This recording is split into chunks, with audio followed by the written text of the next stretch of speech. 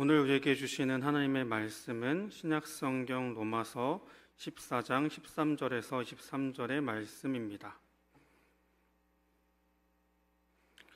이제 제가 하나님의 말씀을 봉독하겠습니다. 그런즉 우리가 다시는 서로 비판하지 말고 도리어 부딪힐 것이나 거칠 것이나 형제 앞에 두지 아니하도록 주의하라. 내가 주 예수 안에서 알고 확신하노니 무엇이든지 스스로 속된 것이 없으되 다만 속되게 여기는 그 사람에게는 속되니라. 만일 음식으로 말미암아 내 형제가 금심하게 되면 이는 내 사랑으로 행하지 아니함이라. 그리스도께서 대신하여 죽으신 형제를 내 음식으로 망하게 하지 말라. 그러므로 너희의 선한 것이 비방받지 않게 하라. 하나님의 나라는 먹는 것과 마시는 것이 아니요 오직 성령 안에 있는 의와 평강과 희락이라. 이로써 그리스도를 섬기는 자는 하나님을 기쁘시게 하며 사람에게도 칭찬을 받느니라. 그러므로 우리가 화평한 일과 서로 덕을 세우는 일을 힘쓰으나니 음식으로 말미암아 하나님의 사업을 무너지게 하지 말라. 만물이 다 깨끗하되 거리낌으로 먹는 사람에게는 악한 것이라. 고기도 먹지 아니하고 포도주도 마시지 아니하고 무엇이든지 내 형제로 거리끼게 하는 일을 아니함이 아름다우니라. 내게 있는 믿음을 하나님 앞에서 스스로 가지고 있으라. 자기가 옳다 하는 바로 자기를 정죄하지 아니하는 자는 복이 있도다. 의심하고 먹는 자는 정죄되었나니 이는 믿음을 따라 하지 아니하였기 때문이라. 믿음을 따라 하지 아니하는 것은 다 죄니라. 아멘.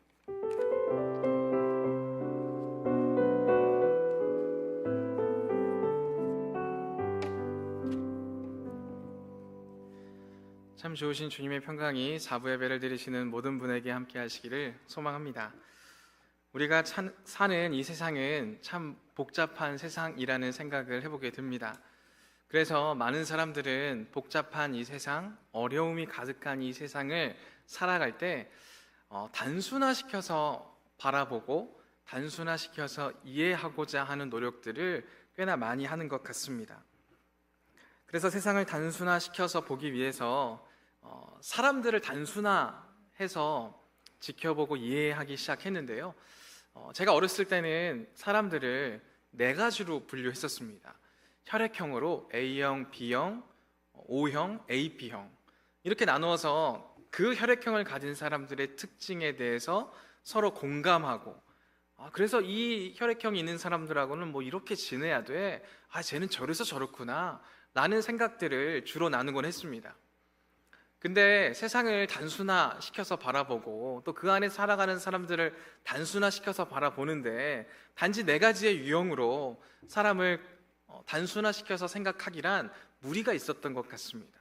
그래서 시간이 흐르면서 16가지나 되는 MBTI의 성향에 따라서 또 사람들을 단순화시켜 바라볼 때도 있었습니다. 지금도 그러하죠. 근데 그것도 굉장히 복잡하지 않습니까? 그래서 때때로 저희는요 MBTI의 16가지의 유형 다 가져와서 이야기하기보다 저 사람이 T냐 F냐 라는 식으로 나누어서 정말 단순화해서 바라보려고 하는 모습들이 우리에게 있을 때가 많죠. 그렇게 계속 단순화시켜서 보려고 하는 이유는 우리가 복잡하고 어려운 세상을 살기 때문이지 않나 라는 생각을 해보게 됩니다. 그렇게 16가지나 되는 유형으로 나눠도요 이해가 되지 않는 모습들이 참 많아요. 그래서 사람들은 어떻게 하기 시작했냐면 세대를 구분하기 시작했죠. MZ세대라고 나누어서 밀레니얼 세대부터 Z세대까지 해서 1980년대 태어난 사람과 2000년대 초반때 태어난 사람들을 한데 묶어서 생각하기 시작했어요. MBTI에 상관없이 뭔가 나와 맞지 않고 좀 새로운 모습들을 보면 야 MZ답다 라는 식으로 이야기를 하기 시작했죠. 근데 여기 계신 분들도 다 MZ잖아요. MZ로서 생각을 해보자면 MZ 안에도 차이가 굉장히 많다는 거죠. 그래서 사람들은 어느샌가 또 M을 빼기 시작했어요. G만 가지고, G세대만 가지고 이야기를 하기 시작해서 또 Z세대를 일러서 젠지라고 이야기를 하기도 합니다. 이 젠지 세대는요, 1990년대 중반부터 2000년대 그 초반까지의 사람을 일러 표현하는 말입니다. MZ 안에서도 이해가 되지 않는 사람들이 있기에 M인 사람들이 Z세대를 떼서 이야기하기 시작했다는 거예요. 그리고 나서 또 사람들이 분류를 하기 시작하기를 2010년대부터 태어난 사람들은 뭐냐? 라고 했을 때 그들을 일러 알파 세대라고 지칭하기 시작했습니다. 알파 세대는 처음 태어났을 때부터 스마트폰이 있었어요. 그래서 그 아이들이 태어났을 때부터 스마트폰에 대해서 배우지 않아도 자연스럽게 사용하고 마주했던 세대라고 해서 알파 세대라고 한대요. 근데 또 알파 세대와 또 젠지가 너무 또 구분되니까 이들을 또 단순화시키기 위해서 또 합쳐버립니다. MZ처럼. 그래서 그들을 일러 뭐라고 하냐면 잘파 세대라고 합니다. 이 이야기에 대해서 굉장히 생소하신가요? 요즘 그렇게 또 분류들을 하더라고요. 저도 보면서 뭐 이렇게 세세하게 분류를 해놨나, MZ만 해도 되지 않나 라는 생각을 했는데, 그 안에서도 이해가 되지 않으면 자꾸 나눠서 세분화하고 또 그들을 단순화해서 바라보고 이렇게 하는 습성들이 우리 안에 있지는 않나 라는 생각들을 해보게 되었습니다. 그럼 왜 이렇게 세대로 나누어서 혹은 MBTI로 나누어서 사람들을 분류하기 시작했는가? 물론 단순화해서 바라보기 좋은 분류이기도 합니다. 근데 또 한편으로는요, 그렇게 분류를 나눠놓고 세대를 나눠놓은 이유는 그들을 더 깊이 이해하고 또 그들을 이해하는 만큼 내 스스로를 이해하는 모습에서 그런 분류들이 생기지 않았나 라는 생각을 해보게 된다는 것입니다. MBTI만 해도 그렇잖아요. 우리가 MBTI를 막 다 서로의 것을 알고 또 나의 것을 알았을 때 그 사람을 배척하고 배제하기 위함이 아니라 나를 알고 상대방을 알고 서로를 이해하고 또 서로를 더 잘 환대하기 위한 목적으로 생겨나지 않았나라는 생각을 하게 되는데, 그 목적이 어느샌가 변질되고 쟤네들은 저래서 그래, 오히려 배제하고 그들을 경멸하고 비하하는 단어로 쓰기 시작한 우리들의 모습을 돌아볼 수 있다는 것입니다. 최근에 저를 굉장히 힘들게 하는 단어가 한 가지 있습니다. 신조어로 나오는데요, 그 단어가 뭐였냐면 영포티였어요. 영포티. 영포티라는 말을 딱 들었을 때요, 그냥 영어로 영포티니까 약 40대 젊다, 그래 40대들 젊지, 야 아직 살아있지 라는 생각으로 그냥 그 단어를 생각 없이 봤어요. 실제로 저랑 또 어렸을 때부터 친했던 친구들을 만나면요, 첫 인사가 그거예요. 야 너 많이 안 늙었다, 이렇게 인사를 해요. 그냥 그렇게 인사를 하다 보니까 영포티라고 하면 괜히 기분이 좋았어요. 아 그래, 야 40대들 아직 살아있어, 젊어, 막 이렇게 영포티를 이해하고 있었어요. 그러다가 SNS를 한번 보는데 웹툰이 하나 있더라고요. 그 웹툰의 내용들을 읽는데 막 소름이 돋고, 야 이거 영포티가 이렇게 그냥 받아들이면 안 되는 단어구나 라는 생각을 하게 되더라고요. 영포티 그 웹툰에 나온 내용은 이랬어요. 이 40대인 남성, 여성이 자기의 모습을 아직도 20대, 30대인 걸로 인식을 하고 있는 거예요.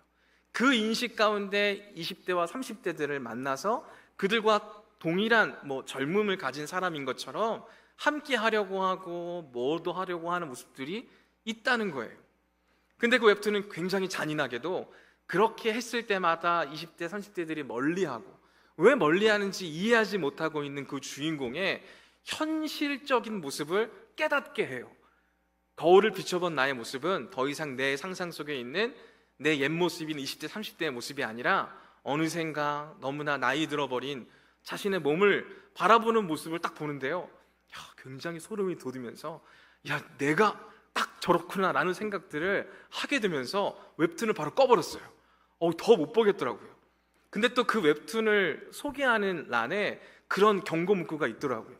40대 이상인 사람은 심장이 좀 건강하신 분들만 보세요. 왠지 이해가 되더라고요. 영포티라고 하는 단어가 굉장히 좋은 단어로 생각을 했는데 40대들을 이해해주는 또 다른 세대들의 용어구나라고 생각을 했는데, 그 용어가 지금에 와서는 굉장히 비하하고 경멸하고 배제하는 단어로 쓰이고 있지는 않나라는 생각들을 해보게 된다는 것입니다. 여러분들에게 그러한 분류는 어떠한 의미로 다가오시고 어떠한 의미로 사용하고 계십니까? 환대의 목적으로 그러한 언어와 그러한 단어를 쓰십니까? 아니면 세상에서의 분류대로 경멸과 비하와 배제의 언어로 그 단어들을 사용하고 계십니까? 그러한 차원에서 참 이 세상은 복잡하고 어렵다는 생각을 해보게 됩니다. 그럼 우리가 그러한 세상을 살아가는 가운데 그리스도인으로서 이 세상에서 어떻게 살아가야 할까요? 이 질문에 대한 답은 명확하죠. 세상이 그 단어를 경멸과 비하와 배제의 단어로 만들어 버렸다면 우리 그리스도인들은 그 단어를 다시금 원래의 목적으로 돌려놔야 하겠죠. 배제가 아닌 포용으로, 경멸이 아닌 함께함으로 바꾸어 나가는 삶이 우리 그리스도인들이 가져야 하는 모습일 것입니다. 그래서 그러한 생각으로 오늘 말씀을 다시금 바라볼 수 있기를 원합니다. 오늘 말씀 가운데에서 우리가 어떠한 환대의 모습을 가질 것인가, 배제하고 경멸하고 비하하는 그 세상 가운데에서 우리는 어떠한 환대의 노래를 부를 것인가, 바로 그 부분에 대해서 함께 말씀을 나눌 수 있기를 바랍니다. 오늘 본문 말씀 로마서 14장 13절에서는요 우리가 형제들에게 또 우리의 주변 사람들에게 어떠한 행동을, 어떠한 환대를 나타내야 하는지를 말씀하고 있습니다. 13절입니다. 그런즉 우리가 다시는 서로 비판하지 말고 도리어 부딪힐 것이나 거칠 것을 형제 앞에 두지 않도록 주의하라. 이 말씀을 보면 어떤 생각이 드십니까? 지금 로마에 있는 그리스도인들에게 보내는 편지가 로마서죠. 근데 그들 가운데 아무런 문제가 없고 그들이 정말 서로를 잘 환대하고 서로를 잘 이해해주고 보듬어주고 사랑해주는 공동체였기에 이런 말을 썼겠습니까? 제가 한번 생각을 해봤어요. 진짜 로마에 있는 공동체에게 들리는 소문이 너무 아름다워요. 너무 아름다운데 그들을 향해서 내가 혹시나 하고 말할게, 너네들 이렇게 하지 마 하면 어떤 사태가 나타날까요? 저는 만약에 정말 아름다운 공동체가 있는데 그들에게 야, 내가 너희한테 말하는데 야, 서로 비판하지 마, 부딪힐 것이나 거칠 것을 앞에 두지 마 라고 말한다면 오히려 그 말 때문에 뭐라도 할 것 같아요. 야, 우리 공동체에는 비판이라는 건 없었는데, 야, 서로에게 막 장애물을 두는 건 없었는데 바울이 말하는 이런 거에 그런 게 있네? 라고 하면서 괜히 유혹받지 않았겠나 라는 생각을 해보게 된다는 거예요. 그럼 어떤 생각을 할 수 있냐면 바울이 이 로마에 있는 그리스도인들에게 이러한 내용을 담은 편지를 썼던 것은 지금 그들의 문제, 그들이 겪고 있는 어려움이 바로 이러한 내용이었다는 것을 우리가 생각해 볼 수 있는 거죠. 그들은 서로 비판했습니다. 서로 비판한 것으로 모자라 그들 스스로가 넘어지게 만들 때가 많이 있었다는 거죠. 서로 넘어지게 만드는 행동들, 아마 이 자리에 있는 분들도 한 번씩은 해보시지 않았나라는 생각을 해봐요. 그렇게 악의적이지 않더라도요, 이런 생각을 할 수 있겠죠. 어느 한 형제나 자매가 다이어트를 한다고 생각을 해보세요. 그럼 우리가 다 같이 같은 마음으로 야, 여기 형제가 다이어트를 하니까 우리 오늘은 같이 밥 먹지 말자 라고 하시는 편이세요? 아니면 다이어트를 하는 사람을 굳이 먹는 데에 데리고 와서 야, 너 이것도 참아낼 수 있어야 돼 라고 하면서 그 앞에서 유혹하고 막 이런 모습들을 갖는 편이세요? 물론 대놓고 하시는 분들은 없겠죠. 근데 우리도 알게 모르게 그러한 행동을 할 때가 생각보다 많이 있다는 거죠. 이 로마에 있는 그리스도인들도 그러했다는 거예요. 서로 비판하는 것을 넘어서서 서로가 넘어질 수도 있는, 그들이 무너질 수도 있는 그 어떠한 행위들을 하기를 서슴지 않았다는 것을 우리가 알 수 있었다는 것입니다. 그리고 그들에게 나타나 있는 모습도요, 우리가 앞서 나눴던 모습과 비슷했다는 거예요. 서로 환대하고 서로 포용해주는 그러한 언어를 쓰는 공동체이어야 하는데 그들의 실모습은, 실상은 그러하지 못했다는 것입니다. 환대로 표현돼야 할 그들의 언어는 어느샌가 경멸과 비하와 비판하는 말로 바뀌어 버렸다는 것입니다. 그러했기 때문에 바울은 다시금 그들이 갖고 있는 언어의 내용들을, 언어의 성격들을 원래대로 돌아올 수 있어야 함에 대해서 말씀하고 있는 것입니다. 그리고 바울은 그렇게 돌아가야 하는 근본적인 원리로 이렇게 설명합니다. 14절 말씀입니다. 내가 주 예수 안에서 알고 확신하노니 무엇이든지 스스로 속된 것이 없으되 다만 속되게 여기는 그 사람에게는 속되니라. 바울은 자기가 이해하고 자기의 지식으로 말하고 있지 않습니다. 바울은 확실한 원리를 가지고 이야기를 하는 거예요. 그게 뭐냐면 주님으로부터 알게 된 것, 주님으로부터 확신하게 된 것, 그것을 기초로부터 해서 말하고 있다는 거예요.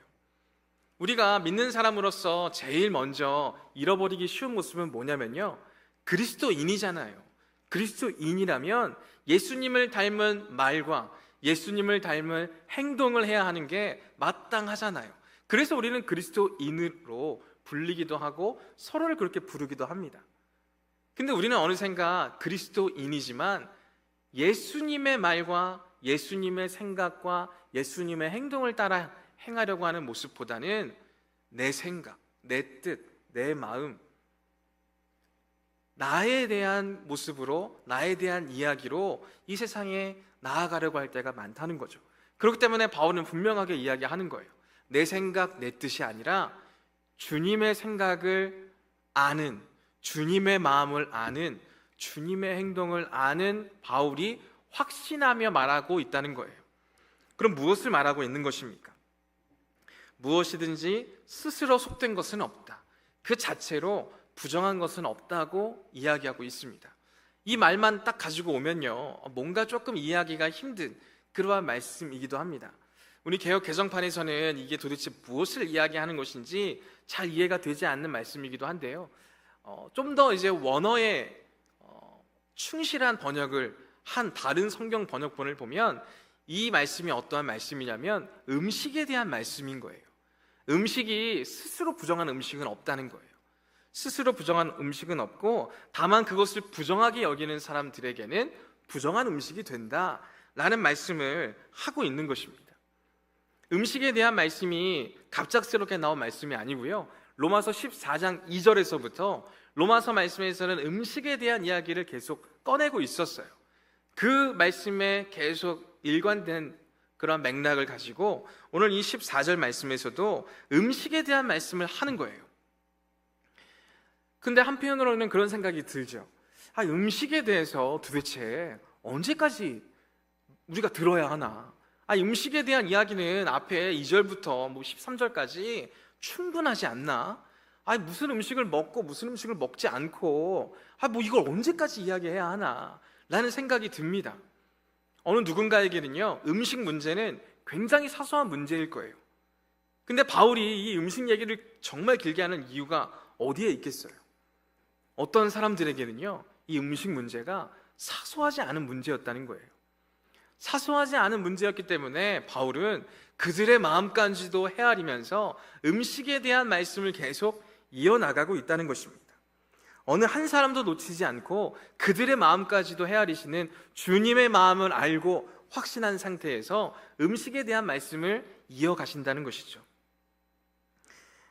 어떻게 보면 이 음식에 관한 문제로 인해서 로마에 있는 그리스도인들이 서로를 비난하고 서로를 경멸하고 서로를 낮춰 말하는 모습들이 있었는지도 모르겠습니다. 그러하기 때문에 바울은요, 그들이 갖고 있는 그러한 경멸의 언어를 환대의 언어로 바꿔놓기 위해서 이 음식 문제를 가지고 계속 이야기하고 있다는 것입니다. 15절에서도 음식 문제를 반복해서 언급합니다. 만일 음식으로 말미암아 내 형제가 근심하게 되면 이는 내가 사랑으로 행하지 아니함이라. 그리스도께서 대신하여 죽으신 형제를 내 음식으로 망하게 하지 말라. 음식에 관한 문제는 계속 언급해 나가고 있습니다. 근데 이 음식에 대해서 어떠한 어조로 말하고 있습니까? 사소할 수도 있는 이 음식 문제를 가지고요, 굉장한 본질적인 문제로 접근하고 다루고 있다는 걸 알 수가 있어요. 그리스도인에게 가장 중요한 그러한 성품이 있다면 어떤 성품이겠습니까? 사랑을 빼놓고는 말할 수 없죠. 그리스도인들에게는 늘 사랑이 중심이고 그 사랑을 행해야 하는 모습이 본질입니다. 근데 바울은 뭐라고 이야기하고 있습니까? 그 본질적인 모습이요, 음식 문제로 인해서 망가질 수도 있다는 걸 언급하고 있는 거예요. 음식으로 말미암아 형제가 근심하게 되면 너는 사랑을 행하지 않은 것이다. 이렇게까지 말하고 있는 거예요. 그 뒤에 이어서는 더 강하게 말씀을 하시는 거죠. 음식으로 말미암아 다른 사람들을 낙심하게 한다면 그리스도께서 대신하여 죽으신 내 형제를 망하게 하는 거다. 너무나도 세게 말씀을 이어가신다는 거예요. 이 말씀을 보는 우리들의 모습은 어떻습니까? 음식 문제가 정말 이렇게까지 다루어야 할 문제가 맞습니까? 고작이라고 말할 수밖에 없는 음식이잖아요. 뭔가 사람이 죽고 사는 문제를 이야기한다면 받아들일 수 있어요. 근데 음식이잖아요, 음식. 여러분들에게 음식은 어떤 의미입니까? 어떤 분들에게는 음식은요, 그냥 기호예요, 기호. 그냥 먹으면 좋고, 그냥 안 먹어도 그냥 그런. 어떤 분들에게는요, 음식은 그냥 기호이지도 않고 생존이에요, 생존. 그냥 죽지 않을 만큼만 먹고 사는 거예요. 그렇게 따지면 음식이 중요할 수도 있겠지만 중요하지 않게 여겨질 수도 있는 문제인 거죠. 근데 바울은 여기에서 이 음식이라고 하는 걸 믿음 생활의 마치 핵심인 것처럼 말씀하고 있다는 거죠. 정말 음식이 핵심이어서 믿음 생활에서 먹는 것만큼 중요한 게 없습니다 라는 걸 말하기 위해서 이렇게 하는 건 아니겠죠. 음식에 관해서 사소하지 않게 생각하는 이들이 있는 거죠. 근데 그 부분에 대해서 사소하게 생각하는 사람도 있는 거죠. 이 두 사람들에 대해서 어느 한쪽을 비난하고 정죄하기 위한 말씀이 아닌 거예요. 그 둘 다 하나님 안에서 중요하고 하나님께서 환대하시는 사람들임을 깨닫게 하시고자 이렇게 말씀하고 있는 것이죠. 이 세상은 정말 복잡다단한 세상이라고 말씀을 드렸습니다. 어떤 사람들은요, 세상을 살아갈 때 굉장히 쉽게 살아가는 것처럼 보여요. 왜냐하면 그는 이러한 방법으로 성공했거든요. 그렇게 쉽게 성공했고 쉽게 삶을 살아가는 것처럼 보여서 다른 사람들에게도 자기가 성공한 방법을 이야기해 줄 때가 있어요. 근데 어떤 사람들은요, 그 방법으로 성공하지 않을 때가 있어요. 오히려 실패하게 될 수도 있어요. 반대로 어느 누군가는 실패했습니다. 근데 그 실패의 경험이요, 어느 누군가에는 성공의 경험이 될 수도 있는 거예요. 우리가 경험하는 그 모든 것들은요, 정말 다양한 상황에서 너무나도 다른 결과를 만나게 된다는 거예요. 그렇기 때문에 바울은 어느 누군가에게만 적용되는 그러한 부분으로 말씀들을 받아들이고 그 상황을 해결해 나가려고 하기보다는 어느 누군가라도 다 이해할 수 있도록, 다 포용할 수 있는 말씀들을 계속 이어나가고 있다는 것입니다. 사소한 문제도 사소하게 여기지 않기를, 오히려 그 사소한 문제가 우리의 본질적인 부분까지도 흔들 수 있는 것임을 깨닫게 해주고 있는 것입니다. 믿음을 앞세우면요, 나머지는 다 사소해 보입니다. 나머지 다 사소한 문제를 믿음으로 이겨낼 수 있을 것처럼 보입니다. 그렇죠. 그렇게 우리는 배우고 그렇게 우리는 믿음 생활 했습니다. 그렇게 믿음 생활 해나가는 사람들 좋습니다. 근데 이 사소한 문제에도 매달리고 사소한 문제에서도 흔들리는 사람들에게 오늘의 말씀은 굉장히 힘이 되고 굉장히 환대받는 느낌의 말씀이 된다는 것을 바울은 알게 하는 것입니다. 그러면서 16절에서 바울은 이렇게 말합니다. 그러므로 너희의 선한 것이 비방을 받지 않게 하라. 이 말씀은 음식을 사소하지 않게 여기는 사람들에게도, 음식을 사소하게 여기는 사람들에게도 동일하게 적용되는 말씀인 것입니다. 너희 안에 선한 것이 있는 걸 알아. 그 선한 것이 다른 누군가에게 비방을 받지 않게 하라는 거예요. 너희들이 갖고 있는 이 선한 것은 다른 사람들을 정죄하거나 다른 사람들에게 강요하거나 다른 사람들에게 강압적으로 표현하기 위한 모습이 아니라 하나님 앞에 선한 것 그대로의 모습으로 너희들이 간직하고 주님 안에서 너희들이 도전해 나가면 된다고 말씀하고 있는 거예요. 다른 사람들을 환대하는 것, 그것은요, 내가 가지고 있는 기준, 내가 가지고 있는 선한 것을 다른 사람들에게 적용시키지 않는 것을 말하고 있는 거예요. 그것이 적용되어야 되는 자리는 어디냐면 하나님 앞에서의 나의 모습일 뿐이라는 거예요. 그게 환대의 기본적인 태도와 모습이라는 것입니다. 바울은 17절에 이어서 이렇게 말합니다. 하나님의 나라는 먹는 것과 마시는 것이 아니요 오직 성령 안에 있는 의와 평강과 희락이라. 이제까지 먹는 것, 마시는 것에 대한 사소하지 않는 그런 모습들에 대해서 보았습니다. 근데 또 바울은요, 이어서 하나님의 나라는 먹는 것과 마시는 것이 아니다 라고 한 번 더 비틀고 있어요. 그것을 비트는 이유가 무엇입니까? 사소한 것을 사소하지 않게 여기는 모습도 중요하지만 그 무엇보다 중요한 건 무엇입니까? 그 행위를 지키는 게 중요한 게 아니라 그 행위를 지키도록 하는 우리의 마음의 원동력이 중요하다는 거예요. 그렇게 행할 수 있는 힘이 중요하다는 거예요. 그 힘이 무엇이냐면 성령이 주시는 의와 평강과 희락이다 라고 바울은 전하고 있는 것입니다. 그리고 18절에서 이렇게 이어서 말합니다. 이로써 그리스도를 섬기는 자는 하나님을 기쁘시게 하며 사람에게도 칭찬을 받느니라. 성령 안에서 우리가 누리는 의와 평강과 희락으로 그리스도를 섬기면 하나님을 기쁘시게 하는 게 되고 사람들에게도 칭찬을 받는 모습이 됨을 말하고 있는 것입니다. 핵심은 행위에 있는 것이 아니라 주님이 주시는 마음을 지키고 그 마음으로 주님을 섬길 때 섬기는 것이 중요하다라는 것을 우리에게 분명하게 말하고 있는 것입니다. 그리고 결론으로 19절 말씀에서 이렇게 말합니다.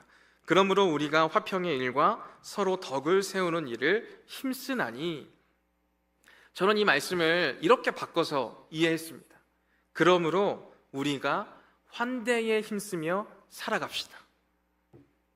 그럼 다시 처음으로 돌아와서요, 복잡 다단한 세상을 우리가 어떻게 환대하며 살아갈 수 있을까요? 세상 사람들은 세상을 단순화해서 바라보고 사람들을 단순화해서 분류했습니다. 그렇게 해서 서로를 이해하고 서로를 받아들이고 포용하는 모습으로 살아갈 수 있을 거라고 기대했는지도 모르겠습니다. 하지만 그렇게 분류해 놓은 대로 사람들은 배제하기 시작했고 배척하기 시작했고 서로를 경멸하고 비하하는 모습을 갖게 되었습니다. 그럼 이 자리에서 우리가 어떻게 환대하며 살아갈 수 있을까요? 말씀은 계속 환대에 대한 이야기로 우리를 이끌어 갑니다. 그럼 우리는 어떻게 할 수 있을까요? 앞서도 답은 간단하다고 말씀을 드렸죠. 환대하며 살아갈 수 있는 것은 경멸과 비하와 배제의 단어를 환대의 단어로 바꾸면 됩니다. 그럼 어떻게 우리가 그렇게 바꿔나갈 수 있을까요?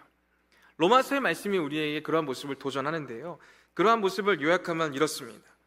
어떠한 상황이나 사람에 대해서 모든 각도에서 살피고 살피는 것으로 모자라 그 입장을 깊이 생각하고 그 다음에 심사숙고하며 살아가야 합니다. 이게 우리 주변에 있는 또 다른 이들에게 환대하며 나아갈 수 있는 모습이라고 로마서의 말씀은 우리에게 도전하고 있는 거예요. 모든 각도에서 살피는 것으로 모자라 그 입장을 깊이 생각하고 깊이 생각하며 심사숙고하며 살아가는 모습, 그렇게 할 때야 비로소 우리는 환대하며 살아갈 수 있다는 거예요. 21절 말씀에서도 이렇게 말하고 있습니다. 고기도 먹지 아니하고 포도주도 마시지 아니하고 무엇이든지 내 형제로 거리끼게 하는 일을 아니함이 아름다우니라. 이 말씀이 그 말씀인 거예요. 고기 때문에 뭔가 낙심한 형제들이 있습니다. 그럼 그 형제에 대해서 야, 고기 때문에 낙심한 네 믿음이 문제인 거지 난 괜찮아 라고 말할 게 아니라 그 모든 상황을 다각도로 바라봐야 하는 거예요. 왜 고기 때문에 저 친구가 낙심했을까?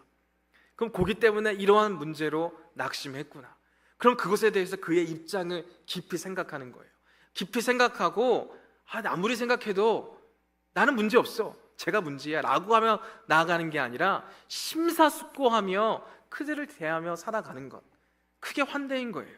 그래서 오늘 21절 말씀에서도 그렇게 도전하고 있는 거예요. 고기도 먹지 아니하고 포도주도 마시지 아니하고 무엇이든지 내 형제를 거리끼게 하지 않는 것이 아름답습니다 라고 말하고 있는 거예요.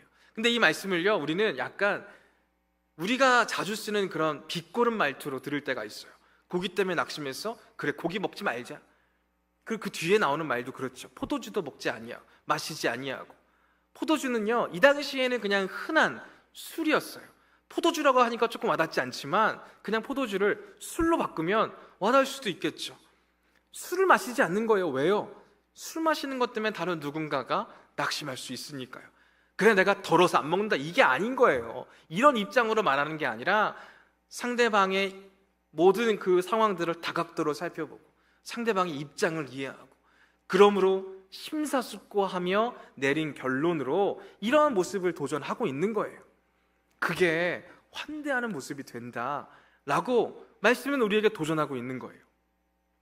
근데 그 말씀을 볼 때마다 참 답답합니다. 깝깝합니다. 왜 그렇습니까? 아니, 우리가 어디까지 맞춰줘야 되는데요? 아니, 우리가 다 알잖아요. 뭐 비슷한 성향이 있는 사람이 있을 수도 있겠지만 비슷한 성향의 사람이더라도요, 이거 다르고 저거 다르고, 저 사람은 저걸 좋아하고 이 사람은 이걸 싫어하고, 너무나 다양한 성향과 취향을 가진 사람들이 너무 많잖아요. 우리 청년부 안에만 해도 얼마나 많아요. 그럼 그걸 어떻게 하나하나 다 따지고 재고 그 사람의 입장에서 생각하고 심사숙고하고 살아가고, 어떻게 그럴 수 있느냐고요. 막 깝깝하고 답답하기까지 합니다. 근데 이미 세상은요, 그러한 모습들을 하기 시작했잖아요. 식당에서도요, 채식주의자요 하면은 채식주의자용 음식이 따로 있어요. 뭔가의 그들을 위한 모습들이 따로 생겨나기 시작했다는 거예요.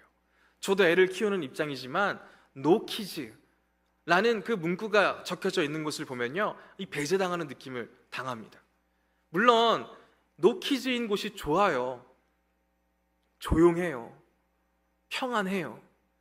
근데 그렇게 배제하는 모습들이 갑작스럽게 많아지다가요, 요즘에는 또 어떤 모습들이 있냐면 Yes kids라고 하는 곳들이 생겨난다는 거예요. 그런 사람들까지도 포용하고 받아들이려고 하는 모습들이요, 사회에서는 나타나기 시작했다는 거예요. 근데 세상에서도 그러할진데 우리가 그러한 모습을 너무 힘들다고 깝깝하다고 답답하다고 하지 않는다면 우리는 이미 세상에 지고 있는 사람들일지 모르겠습니다. 우리가 구원받은 건요, 우리가 믿음을 갖게 된 거는요, 무엇 때문에 가능했습니까? 한 사람 한 사람 다 죄 지은 모습도 다릅니다. 한 사람 한 사람 다 은혜에 반응하는 모습들도 다릅니다. 다 달라요. 다 다르지만 하나님께서는요, 다 다르게 우리에게 다가오셨다고요. 그렇게 하나님께서는 우리를 환대하셨다고요. 그러한 모습으로 우리가 가지고 있는 모든 문제들을 다각도로 살펴보시고 깊이 생각하시고 심사숙고하며 우리에게 다가오셨고 우리에게 믿음을 주셨고 우리를 구원해 주신 분이 하나님이시다라는 거죠. 그러한 은혜와 그러한 사랑을 받은 우리가 이러한 환대를 나타내야 하지 않겠습니까? 내가 고기를 너무 좋아하지만 그 고기로 인해서 거리끼는 이가 있다면 그 고기를 내려놓을 수 있는, 하나님의 사랑이 이렇게라도 표현될 수 있다면 내가 그렇게라도 할 수 있는, 내가 술을 하루에 한 잔도 마시지 않으면 입에서 가시가 돋는 사람이지만 그 모습으로 인해 낙심하는 자가 있다면 술을 내려놓을 수 있는 그런 환대의 모습을 가질 수 있는 모습이 우리에게 필요하다라는 것을 오늘 말씀은 우리에게 도전하고 있는 거죠. 말씀은요, 우리에게 그렇게 얘기하고 있지 않아요. 고기를 평생 끊으십시오, 술을 평생 입에도 대지 마십시오, 이게 아니에요. 그러한 모습 때문에 거리끼는 사람이 있다면 오히려 말씀은 다르게 적혀져 있었을 거예요. 말씀의 핵심은요, 환대라는 거예요. 환대. 내가 누군가를 환대할 때 같은 정답만을 가지고 이야기할 것이 아니라 그 모든 상황들을 다각도로 살펴보고 깊이 생각하고 심사숙고하며 그 사람을 반갑게 맞이하고 후하게 대접하는 것, 그러한 환대의 모습을 오늘 말씀은 우리에게 도전하고 있습니다. 그리고 말씀은 도전하는 동시에 우리에게 말합니다. 할 수 있다고요. 너무나 깝깝하고 답답해 보이는 이 말씀의 모습들이 우리를 힘들게 하는 게 아니라요, 하나님의 사랑에 의지해서 그러한 모습으로 행하려고 하는 사람들은 할 수 있다고 우리에게 도전하는 말씀으로 우리는 받을 수 있어야 합니다. 그리고 우리가 가지고 있는 사소한 문제들이 있을 거예요. 내가 가지고 있는 사소한 문제들, 하나님께서는 그 사소한 문제들이요, 사소하게 여기지 않으십니다. 그 문제까지도 다루시고 그 문제까지도 받아주시는 분이 하나님이십니다. 그러니 우리도 그러한 문제들 앞에 넘어지지 말고, 또 그러한 주변에 있는 그러한 상황들에 있어서 사소하다고 여기며 그들의 문제를 폄하하지 말고, 그들의 문제를 다각도로 살펴보고 깊이 생각하고 심사숙고하며 환대해 나갈 수 있는 저와 모든 분들이 되실 수 있기를 소망합니다. 바라기는 우리 1청과 2청과 3청 모든 분들이 서로를 바라보며 서로를 깊이 이해하고 서로를 포용하고 하나가 되어갈 수 있는 귀한 공동체로서 나아갈 수 있기를 소망합니다. 이 시간 함께 기도하기를 원합니다. 이 시간 기도할 때 복음 안에서 우리가 먼저 환대받은 존재임을 깨닫게 해달라고 기도하기를 원합니다. 예수님께서는 죄 많고 연약한 우리를 끝까지 품어주시고 환대하여 주셨습니다. 그러하듯이 우리도 그 은혜를 기억하고 받은 사랑을 흘려보내는 삶을 살게 해달라고 기도합시다. 나와 다른 사람을 판단하거나 거리끼지 않게 하시고 사랑으로 품는 삶을 살 수 있게 해달라고, 세대와 성향, 삶의 방식이 다른 이들과 마주할 때 나의 기준이 아닌 하나님의 시선으로 바라보게 하시고, 사소한 문제로 다른 사람들을 넘어지지 않게 하시고, 또한 사소한 문제지만 그로 인해 낙심하고 힘들어하는 이들에게 사소하지 않는 그러한 모습으로 함께 고민하고 함께 더 깊은 생각과 나눔을 이어갈 수 있는 우리 모두가 되게 해달라고 기도하기를 원합니다. 더불어서 우리의 일상 속에서도 환대를 실천하게 해달라고 기도합시다. 우리의 신앙 공동체뿐만 아니라 가정과 직장, 학교, 관계 속에서 주님의 사랑과 인내로 타인을 환대하게 하시고, 말과 행동이 누군가에게 거리낌이 되지 않도록 성령의 열매를 따라 살아가는 우리 모두가 될 수 있게 해달라고 이 시간 함께 기도하도록 하겠습니다.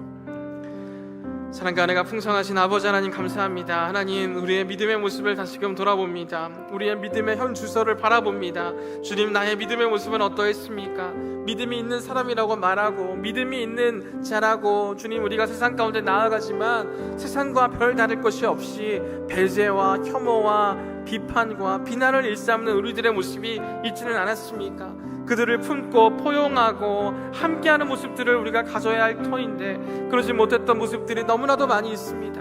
하나님, 그러하기에 우리가 하나님께 어떤 환대를 받았는지, 예수 그리스도로 인하여서 어떤 환대를 누리고 있는지를 다시금 깨닫게 해주시고, 그 환대로 말미암아 다른 누군가를 환대하고 받아들일 수 있도록 하나님 돌보아 주시옵소서. 주님, 다른 누군가에게는 사소한 문제가 될 수도 있습니다. 하지만 다른 누군가에게는 사소하지 않은 중대한 문제일 수도 있습니다. 그러하기에 주님, 우리가 어떠한 상황과 어떠한 문제를 만나든지 쉽게 판단 내리지 않게 하시고 다각도로 그 문제를 바라보고 깊게 생각하고 심사숙고하며 바라보게 하시고, 그로 인하여 환대의 모습이 나타날 수 있도록 하나님 돌보아 주시옵소서. 그러한 모습이 우리의 신앙 공동체 안에서 뿐만 아니라 우리의 직장에서, 학교에서, 가정에서, 내가 속한 모든 곳에서도 그러한 환대의 모습이 나타날 수 있도록 하나님 돌보아 주시옵소서. 주님께서 함께하여 주심을 믿습니다. 하나님 돌보아 주시옵소서. 감사합니다. 사랑과 환대의 하나님 아버지, 오늘도 우리를 부르시고 말씀 앞에 서게 하시니 감사드립니다. 우리는 자주 나와 다른 이들을 비판하고 사소한 문제로 형제를 거리끼게 하며 판단자의 자리에 앉곤 했습니다.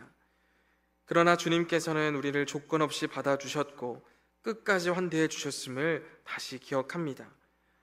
우리가 먼저 받은 그 크신 사랑과 환대를 기억하게 하시고, 믿음이 연약한 형제를 비판하지 않고 시험 들게 하지 않으며 오히려 그가 낙심하지 않도록 끝까지 배려하고 사랑하는 자 되게 하옵소서. 우리로 하여금 주인의 자리에 앉지 않게 하시고 하나님의 자리 되신 섬김의 자리를 선택하게 하시며, 나의 선함을 강요하지 않고 형제를 위해 기꺼이 내려놓는 삶을 살게 하여 주옵소서. 오늘 우리가 받은 말씀을 삶에서 실천하게 하시고 사랑을 미루지 않고 지금 여기에서 나타내게 하시고, 우리의 가정과 교회, 공동체와 일터가 하나님의 사랑에 흘러가는 성막이 되게 하옵소서. 이 모든 말씀 우리를 끝까지 환대하시고 지금도 변함없이 품으시는 예수 그리스도의 이름으로 기도드립니다. 아멘.